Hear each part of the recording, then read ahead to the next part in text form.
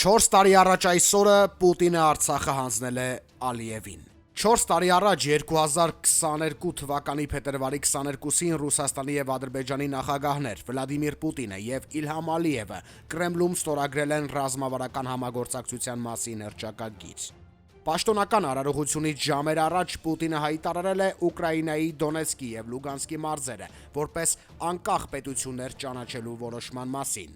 իսկ նախորդին հրավիրել է Անվտանգության խորհրդի նիստ, որտեղ քննարկվել է Ուկրաինայի դեմ հատուկ ռազմական գործողություն սկսելու հարցը։ Ավելի ուշ Ադրբեջանի նախագահ Իլհամ Ալիևը ասել է, որ հռչակագրի ստորագրումը պատահական է զուգադիպել Դոնեցկի եւ Լուգանսկի մարզերը որպես անկախ պետություն ճանաչելու եւ Ուկրաինայի դեմ պատերազմ սանձազերծելու Պուտինի որոշմանը։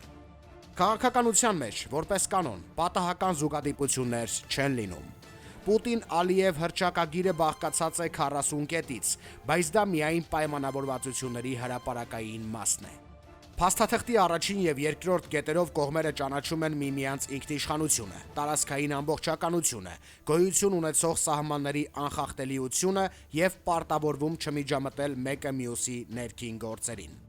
Հաշվի առնելով հռչակագրի ստորագրման պահի դրությամբ գետնի վրա իրավիճակը, այդ պայմանավորվածությունները փաստացի նշանակում են, որ Ռուսաստանը ճանաչում է Ադրբեջանի ինքնիշխանությունը, տարածքային ամբողջականությունը եւ այն սահմանները, որ Ադրբեջանն ինքն է իր համար ճանաչում, ինչպես նաեւ Լեռնային Ղարաբաղի խնդիրը միանշանակորեն ընդունում է որպես նրա ներքին գործ։ Պուտին-Ալիև հռչակագիրն ըստ այդմ չեղարկում է Լեռնային Ղարաբաղում ռուսական զորախմբի, որպես հրադադարի պահպանման երաշխավորի մանդատը եւ Ադրբեջանին տալիս գործողությունների կարտ բլանշ։ Խիստ կարևոր է նշել, որ այդ փաստաթղթի ստորագրումից ուղիղ 1 ամիս հետո Բաքու է այցելել Ռուսաստանի Դաշնության պաշտպանության նախարարության բարձրաստիճան պարտվիրակությունը, Ռուսաստանի ցամաքային զորքերի հրամանատարի տեղակալ գեներալ գնդապետ Կիմի գլխավորությամբ։ 2 օր հետո, մարտի 24-ին, երբ ՌԴՊՆ պատվիրակությունը դեռևս Բաքվում էր, Լեռնային Ղարաբաղում ռուսաստանյան զորախմբի հրամանատարության նախաձեռնությամբ Ասկերանի շրջանի Փարուխ բնակավայրի ուղղությամբ տեղի է ունենում զորքերի հայելային ետքաշում։